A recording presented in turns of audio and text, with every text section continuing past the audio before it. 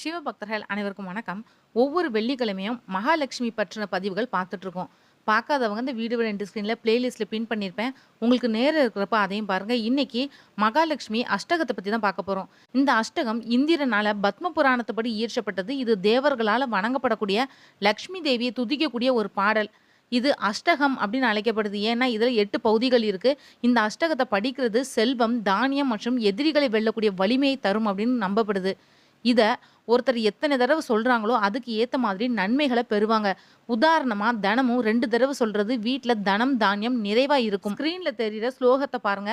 அதுக்கு பின்னாடி நான் பொருள் சொல்றேன். சிருஷ்டியோட மூலமா விளங்குபவளும் ஸ்ரீ பீடத்துல வச்சு தேவர்களால வணங்கப்படுபவளும் அழகிய திருக்கரத்தில் சங்கு சக்கரம் கதை வைத்திருப்பவளுமான மகாலட்சுமியை துதிக்கிறேன்.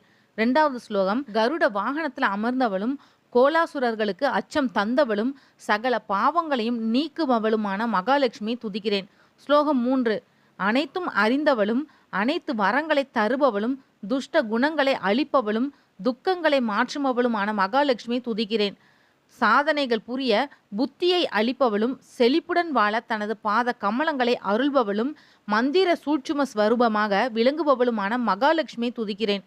ஆதி அந்தம் இல்லாதவளும் சகல விஷயங்களுக்கும் காரணமாக இருப்பவளும் அதிர்ஷ்ட யோகமாக பிறந்தவளும் வெற்றியுடன் இணைந்தவளுமான மகாலட்சுமியை துதிக்கிறேன். சூட்சும வடிவில் ஆதார சக்திக்கு விளங்குபவளும் தீமைக்கு எதிராக அச்சமூட்டும் ருத்ரணியாக விளங்குபவளும் முப்பெரும் சக்தியின் பிறப்பிடமாக விளங்குபவளும் பாவங்களை அழிப்பவளுமான மகாலட்சுமியை நான் துதிக்கிறேன்.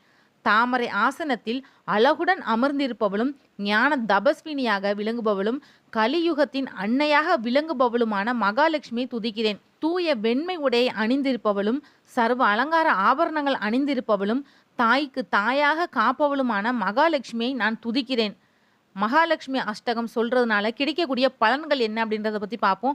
யார் ஒருத்தர் இந்த மகாலட்சுமி அஷ்டகத்தை பக்தியோட ஜபிக்கிறாங்களோ அவங்க சகல விதமான சம்பத்துகளையும் அடைஞ்சு ஸ்ரீபுரத்தில் திருமகளோட பாதங்களை அடைவாங்க. இந்த அஷ்டகத்தை ஒரு தடவை சொன்னால் சகல பாவங்கள் நீங்கும். 2 தடவை சொன்னால் சகல தனங்களையும் தானியங்களையும் அடைவாங்க. 3 தடவை சொன்னால் எதிரிகள் அழிவாங்க. தனம் இந்த அஷ்டகத்தை சொன்னால் மகாலட்சுமியோட பரிபூர்ண அருளை நிறைவாக பெறலாம். திருமகளோட வரத்தால் சகல அனுக்கிரகங்களையும் பெறலாம். இந்த வீடியோ உங்களுக்கு பிடிச்சிருந்தா மற்றவங்களுக்கு ஷேர் பண்ணி விடுங்க. நிறைய பேர் சேனலை சப்ஸ்கிரைப் பண்ணாமலே பார்த்துட்டு இருக்கீங்க. சேனலை சப்ஸ்கிரைப் பண்ணால் மட்டும்தான் நான் போடுற ஒவ்வொரு வீடியோவும் நோட்டிஃபிகேஷன் உங்ககிட்ட வரும். நீங்களும் மகாலட்சுமி பற்றி இன்னும் நிறைய தெரிஞ்சுக்கலாம். அடுத்த வெள்ளிக்கிழமை மகாலட்சுமி பற்றி இன்னொரு பதிவில் உங்களை சந்திக்கிறேன். நன்றி.